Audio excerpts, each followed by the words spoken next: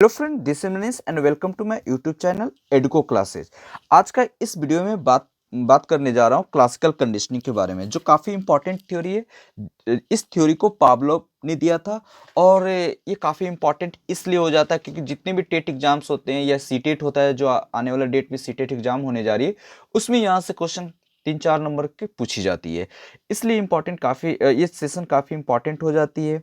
इससे पहले मैंने आप लोगों को बता चुका हूँ 7 स्कूल ऑफ साइकोलॉजी का स्ट्रक्चरलिज्म, फंक्शनलिज्म, साइको एनालिसिस और बिहेवियरिज्म में मैंने आपको बताया था ट्रायल एंड एरर थर्नडाइक का। आज का जो सेशन है काफ़ी इंपॉर्टेंट है, इसलिए इस वीडियो को आप अंत तक देखना। वीडियो पसंद आए तो लाइक शेयर और बेल आइकन को जरूर प्रेस कर देना। अगर किसी को पीडीएफ चाहिए तो आप मुझे टेलीग्राम पर भी फॉलो कर सकते हो और किसी प्रकार का कोई क्यूरी या फिर इंफॉर्मेशन चाहिए तो आप मेल करके आप पूछ सकते हो। तो बिना डिले के इस वीडियो को स्टार्ट करते हैं। सबसे पहले ये जान लेते हैं कि ये थ्योरी क्या कहती है। उससे पहले जानने से पहले हम बता दें कि ये थ्योरी जो है किसके द्वारा दिया गया था। तो ये थ्योरी आपको इवान पेट्रोविच पावलोव, इनको शॉर्ट में इवान पेट्रोविच पावलोव कहा जाता है, ठीक है। अब इनकी जो जन्म हुई थी 14 सितंबर 1849 को हुई थी। इनकी जो मृत्यु हुई थी 27 फरवरी 1936 का। ये जो फिलोसफर थे ये आपका रशिया के थे। इनकी जन्म रियाजान में हुआ था, रशिया में एक जगह है, ठीक है।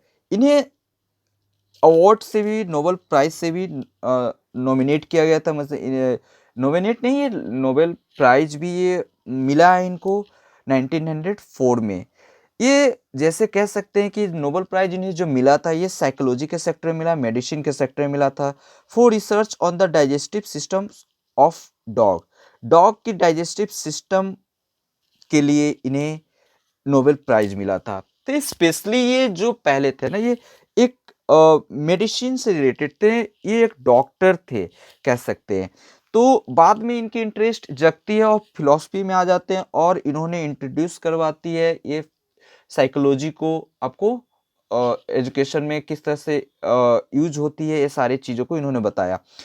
ये अपनी जब स्टडी के दरमियान बहुत सारी चीज़ों को डॉग को नोटिस किया इन्होंने और started secreting as saliva as soon as they serve the empty plate in which food was served. तो ये सारी चीज़ें दिखने के बाद उनके मंदिर में एक क्यूरियोसिटी आती है कि आगे जैसे कि कुत्ते के मुंह से जो सिक्रेट हो रहा है सलाइवा, जो लार टपकना होता है, वो देखकर एम्प्टी प्लेट जो खाने का था, जो उन्होंने सर्व्ड किया था, उसको देखकर उसके कुत्ते के मुंह से सलाइवा आया तो उनकी जिज्ञासा हुई कि कुछ इस पर क्या, क्यों आ रही है, कैसे आ रही है, रिसर्च करने की बात इनके दिमाग में आई और आगे ये रिसर्च करना स्टार्ट करते हैं।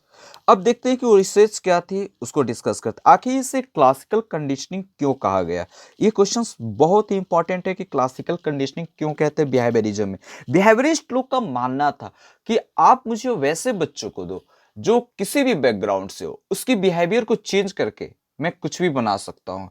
वो अगर किसी भी फील्ड से आता हो, किसी भी ज्योग्राफिकल कंडीशन से आता हो, मैं उसे डॉक्टर, लॉयर, इंजीनियर, कुछ भी बना सकता हूँ। इन्होंने ऐसा मतलब बिहेवियरिस्ट में इन लोगों ने एक दावा किया। उसमें से क्लासिकल कंडीशनिंग क्या था, इसको देखते हैं। तो क्लासिकल कंडीशनिंग इसलिए कहा जाता है कि ये जो first be reported in the psychological report जो होता है, कह सकते हैं कि it was called by the name of classical because it was the first to be reported in the psychological report. He was the first to perform experiment. ये पहले व्यक्ति थे जिन्होंने जो एक्सपेरिमेंट का परफॉर्म करना, उसको स्टडी करना कि हाउ स्टिमुली, स्टिमुली का मतलब स्टिमुलस से, स्टिमुलस इसको हिंदी में उद्दीपन कहते हैं। जैसे किसी चीज को देखकर हमारे अंदर किसी चीज की जिज्ञासा जगना, ड्राइव क्रिएट होना, भूख जागना, ऑटोमेटेड। जैसे हम लोग खट्टे अचार को देखते हैं तो मुंह में अजीब सा एक सलाइवा क्रिएट होता है, जब भूख लगी होती है तो खाना देखकर, अच्छी चीजें देखकर हमें हमारे मुंह से पानी टपकती है। उस तरीके से, है ना, स्टिमुली एंड रिस्पॉन्स। उसके बाद रिस्पॉन्स, है ना, पॉजिटिव या नेगेटिव स्टिमुली जो भी हो, उसका जो रिस्पॉन्स है, इन्होंने फर्स्ट इस पर काम किया और काम करने के बाद जो रिपोर्ट थी वो सौंपी। इसीलिए क्लासिकल कंडीशनिंग कहा गया। He conduct a number of experiment to study the connection between stimulus and response. Generally सारे फिलोसफर या साइकोलॉजिस्ट जो होते हैं वो डिफरेंट डिफरेंट एनिमल्स पर रिसर्च करते हैं, इन्होंने भी किया। लेकिन जो इनकी जो मेन एक्सपेरिमेंट, मतलब इस चीज़ों को स्टिमुलस और रिस्पॉन्स को जानने के लिए, समझने के लिए, लेकिन जो कह सकते हैं कि जो मेन इनका कहा जाता है कि एक्सपेरिमेंट था, वो डॉग पर था। पावलोव का जो डॉग पर रिसर्च काफ़ी इंपॉर्टेंट था, और इसको हम डिस्कस करेंगे आज के सेशन में। Theory of classical conditioning consider learning as habit formation. जो क्लासिकल कंडीशनिंग जो थ्योरी है, इसमें कंसीडर ये मानता है कि लर्निंग जो है एक हैबिट फॉर्मेशन, मतलब उसको फॉर्मेशन में ला देता है, जो हैबिट आदत बना देता है, एक चीजों को आदत में लाना। ठीक है, जैसे कोई चीज सीखते हैं तो वो आदत हो जाती है, किसी को कहते हैं बार बार वो चीज रिपीट करते हैं तो आदत लाना। यानी ये बिहेवियरिस्ट, सारे बिहेवियरिस्ट का यही कहना था कि चीजों को हम आदत में रिवीजन करते हैं, आदत में लाते हैं, तो हमारे लिए जो सक्सेसफुल जो आउटकम होती है वो पॉजिटिव वे में होती है। ये सारे इन्होंने कहा था। अब पावलोव का हम देखते हैं एक्सपेरिमेंट क्या थी। तो उन्होंने डॉग पर एक्सपेरिमेंट किया। तो डॉग पर जो एक्सपेरिमेंट किया, क्यों किया था? स्टिमुलस एंड रिस्पॉन्स को देखने के लिए। वो स्टिमुलस मतलब आप किसी चीज, उद्दीपन, और उसका जो प्रभाव, जो रिस्पॉन्स देता है उसको, स्टिमुलस के बाद ही रिस्पॉन्स आएगा।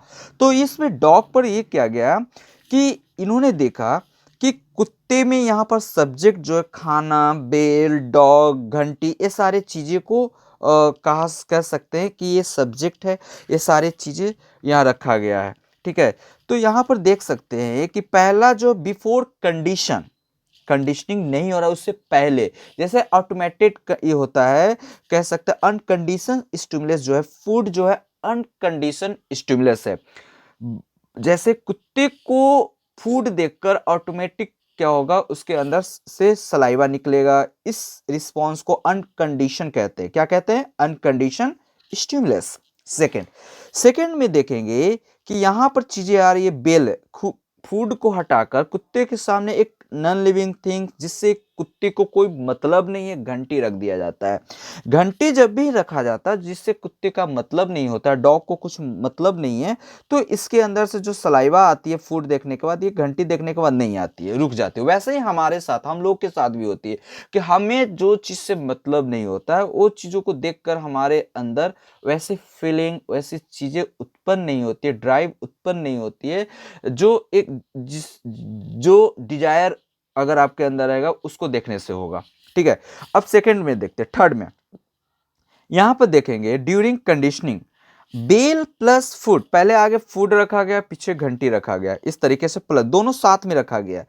तब कुत्ते के अंदर से क्या आता है? सलाइवा आता है। अब ये थर्ड में क्या होता है? आफ्टर कंडीशनिंग, कंडीशनिंग के बाद वाला जो कंडीशन होता है कि फूड को वहां से हटा दिया गया, बेल अभी वहीं पर है, फिर भी कुत्ते के अंदर में वो सलाइवा आते रहता है, लार टपकते रहता है। तब ये होता है कंडीशन के बाद। During condition bell plus food, और आफ्टर कंडीशन फूड को हटा दिया गया, सिर्फ जो बेल है उसको रखा गया, जिसके वजह से फिर भी कुत्ते के अंदर से सलाइवा टपकते रहती है। तो ये सारी चीजें पावलोव ने दिया। इसको हम देखते हैं लॉ प्रिंसिपल्स के अकॉर्डिंग। दोस्तों ये काफी इंपॉर्टेंट है एग्जाम के पॉइंट ऑफ व्यू से, इसलिए इसे मिस मत करना। ये काफी वीडियो आप हेल्प करेगा एग्जाम के पहले आप देख के जाओगे तो इसको देख लेते हैं आउटपुट क्या क्या हुआ। बिफोर कंडीशनिंग जो अभी बताया उसको देख लेते हैं रिटन वे में, है ना। बिफोर कंडीशनिंग में कंडीशन स्टिमुलस मींस, इसको शॉर्ट में यूएस कहते हैं। ठीक है, unconditioned stimulus US produce response without prior learning, बिना कुछ सीखे। फूड को देखे, डॉग को ऐसा कुछ भी खाना देखा उसके अंदर लार टपकने लगा, है ना। तो ये अनकंडीशन सिचुएशन था, स्टिमुलस था। Unconditioned response, this is not due to learning salivation in seeing food, है ना। Unconditioned response, unconditioned response you are, इसमें जैसे नॉन लिविंग थिंग्स की बात करते हैं, जैसे बेल रख दिया गया, तो बेल रख दिया गया, तो बेल रखने के बाद तो उसके अंदर से सलाइवा नहीं आएगा, क्योंकि उसको देखने के बाद बुक के अंदर, कुत्ते के, डॉग के अंदर से वो सलाइवा इसलिए बंद हो गई क्योंकि उसे रिस्पॉन्स नहीं कर रहा है, क्योंकि स्टिमुलस जो है वो आपका नॉन लिविंग थिंग्स है, बेल है, जिससे कुत्ते को कोई मतलब नहीं है, डॉग को कोई उससे अफेक्ट नहीं कर रहा है। ठीक है, तो सेकंड में, थर्ड में ड्यूरिंग कंडीशनिंग में क्या है, इसको सीएस बोलते हैं, condition stimulus. It is that stimulus which was previously neutral, it produce response after learning classical conditioning as occurred. Example sound of bell, ठीक है। उसके बाद खाना और जो है ना बेल दोनों साथ में रख दिया गया, तो खाना के देखकर ही कुत्ते को ये समझ में नहीं आ रहा बेल है या नहीं है, उसे मतलब है खाने से, ठीक है। तो दोनों साथ में उसे लग रहा है कि दोनों साथ में, बेल से कोई मतलब नहीं, खाना है। लेकिन जब भी आफ्टर कंडीशनिंग होता है, यानी कंडीशंस रिस्पॉन्स जब होता है इस कंडीशन में, तब क्या होता है कि बेल को हटा दो, आप खाना को हटा दो, बेल ही रहने दो, तो उसको कुत्ता को अभी भी लगता है कि खाना वहां पर रखा हुआ है, ठीक है। अब प्रिंसिपल्स देख लेते हैं, सिद्धांत क्लासिकल कंडीशनिंग की सिद्धांत देख लेते हैं। तो इसमें बहुत सारे सिद्धांत है, लेकिन इंपॉर्टेंट जो सिद्धांत है आपको 6 7 इन्होंने बोला था, ठीक है। इसको देख लेते हैं। पहला तो प्रिंसिपल ऑफ रीइंफोर्समेंट, किसी चीज को काफी अच्छे तरीके से स्ट्रॉन्ग वे में क्या करना, उसको we can say that making something stronger, यानी सुदृढ़ करने की क्रिया को हम लोग बोलते हैं रीइंफोर्समेंट, ओके। तो प्रिंसिपल ऑफ रीइंफोर्समेंट में देख लेंगे कि according to Pavlov, it was only the reinforcement that lead to condition. In conditioning, in classical conditioning, is state as a reinforce. अगर मान लेते हैं कि आपको किसी भी चीजों को आपको अगर डिजायरनेस नौकरी लेनी है, तो आप उसके लिए जी जान से मेहनत करेंगे, ठीक है। इसका मतलब ये हुआ, कहने का मतलब है कि आपका आगे कुछ भी वैसी चीजें रख दी गई है जिससे आपको इफेक्ट करता हो, ठीक है ना। तो उसको पाने के लिए क्या करेंगे, आप कोशिश करेंगे, क्योंकि उससे उसके वजह से आपकी लाइफ में चेंजिंग आ सकती है। वैसे ही यहाँ पर फूड जो है क्या कर रहा है, कुत्ते को रिस्पॉन्स करने पर मजबूर कर रहा है, यानी स्टिमुलस है जिसको उसके अंदर भूख जगा रहा है। तो ये सारी चीजें डॉग के बारे में हो गई। नेक्स्ट, प्रिंसिपल ऑफ इंटरवल की बात करते हैं। There is the optimal time between the presentation the, ठीक है।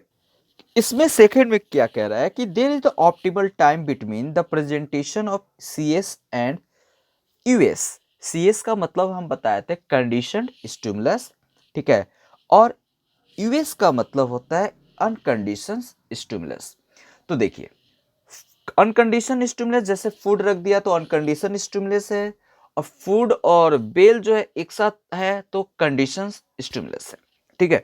तो यहां पर चीजें क्या हो रही है कि इन दो बीच की ऑप्टिमल टाइम, जो इसके बीच के जो टाइम होता है, गैप होता है, वो इट्स अ वेरी ऑप्टिमल, काफी इंपॉर्टेंट हो जाता है। That condition is slower if pairing follow each other too quickly और टू फार अपार्ट। दोनों एक साथ रखा जाता है ना, तो उसके जो इंटरवल ऑफ टाइम मिल जाता है, गैप मिल जाता है, उस बीच में उसे डॉग को कह सकते हैं कि वो क्विकली क्या करता है और टू फार अपार्ट, दूर होते जाता है। अब दूसरी चीजों से इसको समझने की कोशिश करते हैं। प्रिंसिपल ऑफ एक्सटिंक्शन क्या होता है कि the strength of conditions response actually gradually decrease to no response at all if the CS is always repeated alone. CS का मतलब होता है कि आपको कंडीशन स्टिमुलस, ठीक है, always repeated alone. If the sound of the bell is not followed by food, the dog stop. अगर ये चीज बार बार आप करोगे कि खाना और बेल को ना रखकर आपको लगता है कि मतलब आप बार बार कुत्ते को लग रहा है कि आप घंटी बजाओ खाना आया, है ना। लेकिन आप घंटी बजा रहे हो, खाना आप नहीं दे रहे हो, तो उसको उस सलाइवा पहले आपने आदत लगा दिया कि आप घंटी बजाते हो तो खाना दे देते हो, है ना। क्योंकि घंटी और खाना एक साथ रख रहे थे ना, इस वजह से घंटी जैसे ही बजती है तो उसको खाना वेट मतलब लगता है कि खाना अब आएगा, है ना। लेकिन इस हैबिट को अगर मान लेते घंटी आप बजाते हो, खाना आप नहीं देते हो डॉग को, तो उस ये समझ जाएगा, एक्सटिंक्शन हो जाएगा, मतलब वो गायब हो जाएगा, एक्सटिंक्ट कर जाएगा, खत्म हो जाएगी सलाइवा आना, क्योंकि उसको पता चल जाएगा कि ये जो घंटी बजाओ खाना आने वाला जो कंडीशन है, मेरे को बेवकूफ बनाया जा रहा है ना। तो ये सारी चीजें जो होती है ना, जैसे आप देखते हैं स्कूल में जब हम लोग क्लासेस करते हैं तो जो लीजर टाइम होता है, लंच जब ब्रेक होता है, तो आपको पता है कि 3 घंटी के बाद चौथी जो घंटी होती है, या चौथी जो पीरियड होता है वो हमारे, उसके बाद हमारी जो घंटी का वेट करते हैं कि अगर घंटी लगेगी तो तुरंत हम लोग लंच करेंगे, है ना। अगर किसी कारणवश वो लंच अगर हम लोग का ब्रेक हो जाता है या फिर नहीं होने लगता है ना, तो हम लोग को पता चल जाता है कि अब चौथी घंटी लगेगी तो उसके बाद अभी लंच होने के टाइम नहीं है। तो इस तरीके से एक्सटेंड कर जाता है उस जो सोच होती है हम लोगों को कि घंटी बजाओ खाना, या चौथी घंटी लगे तो पांचवी घंटी में हम लोगों को अब लंच होगा, इस तरह से वेट करते वो सारे एक्सटेंट हो जाता है अगर हम किसी के साथ चीट करते। तो डॉग के साथ भी यही हुआ, घंटी बजा तो रहे लेकिन एक दो बार ऐसे करने से अगर आप खाना नहीं देते हो तो क्या होता है कि डॉग के अंदर सलाइवा आना बंद हो जाता है, ये सारी चीजें।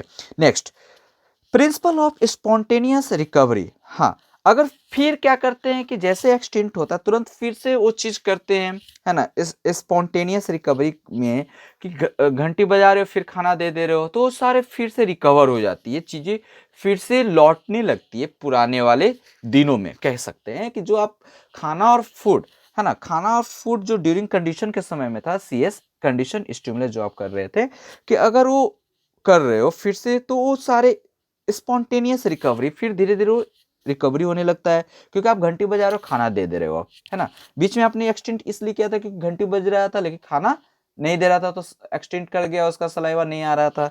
अब बात करते हैं principle of stimulation generalisation. Generalisation में ये होता है कि अगर हम मान लेते हैं कि अगर कोई भी घंटी बजे, मतलब आप एक टाइम से आप जो घंटी बजा रहे हो उससे अलग अगर कोई भी घंटी बज जा रही है, कुत्ते के सलाइवा आ जा रहा है ना, बार बार, मतलब वो डिफरेंशिएट नहीं कर पा रहा है ना, तो वो सारे चीजें जनरलाइजेशन में डालेंगे। जैसे इसको एग्जांपल से ऐसे समझते हैं कि अगर मान लेते हैं कि हम लोग का सुबह में उठना रहता है, तो जब मोबाइल में आप अलार्म लगाते हो तो अलार्म लगाने के बाद आप उठ जाते हो, मान लेते हैं किसी और का अलार्म कोई टाइम पर लग गया, अगर उससे भी आप उठ जा रहे हो तो इसका मतलब ये जनरलाइज हो रहा है, आपको डिफरेंशिएट करने नहीं कर पा रहे हो। तो ये जनरलाइज जब इस कंडीशन से हो जाए कि उसको पता नहीं चल रहा है कि कौन से घंटी से खाना आएगा, है ना, तो जिसके वजह से उसके मुंह में जब भी कोई घंटी बज जा रहा है तो उसके मुंह से सलाइवा आ रहा है ना, लार टपकने लग रहा है ना, रिस्पॉन्स दे रहा है डॉग। इस वजह से जब जनरलाइज करना, ये डिस्क्रिमिनेट करना बंद कर देता है या डिस्क्रिमिनेट नहीं कर पाता तो उसको हम जनरलाइजेशन कहते हैं, ठीक है। अब प्रिंसिपल ऑफ स्टिमुलस डिस्क्रिमिनेशन, अगर आप डिस्क्रिमिनेट करने लगते हो कि it occurs when subject learn to respond, जब आप सीख लेते हो कि कुत्ता ने सीख लिया कि इसी टाइम पर जब घंटी बजेगी तभी मेरे को खाना मिलने वाला है, तो ये सीखना हुआ, ठीक है। तो only to certain stimulus but not to other stimuli, लेकिन अदर जो घंटी बज रहा है उससे कोई रिस्पॉन्स नहीं दे रहा है, उसको समझ में आ गया कि किसी टाइम में भी घंटी बज रहा है तो उससे खाना मेरे को नहीं मिल रहा है। तो जब ये डिस्क्रिमिनेट करने लगा, डिफ्रेंशिएट करने लगा चीजों को कि 1 बजे अगर लंच ब्रेक होगा तो एक ही बजे जो घंटी बजेगी तभी लंच ब्रेक होगा, क्योंकि उससे पहले भी घंटी बज रही है तो उससे उस लंच ब्रेक नहीं होने वाला है। स्कूल में पॉइंट ऑफ व्यू से बता रहा हूं। डॉग में यहाँ क्या होता है कि जब उसे जो टाइम में रेगुलर खाना मिलता है उस टाइम से पहले अगर घंटी बजता है तो उसको पता अगर चल जाता है कि इस टाइम में अब नहीं मिलेगा, क्योंकि उसने डिस्क्रिमिनेट कर लिया। तो चीजों को यहाँ पर क्या होता है कि इसको प्रिंसिपल ऑफ स्टिमुलस डिस्क्रिमिनेशन होता है, ठीक है।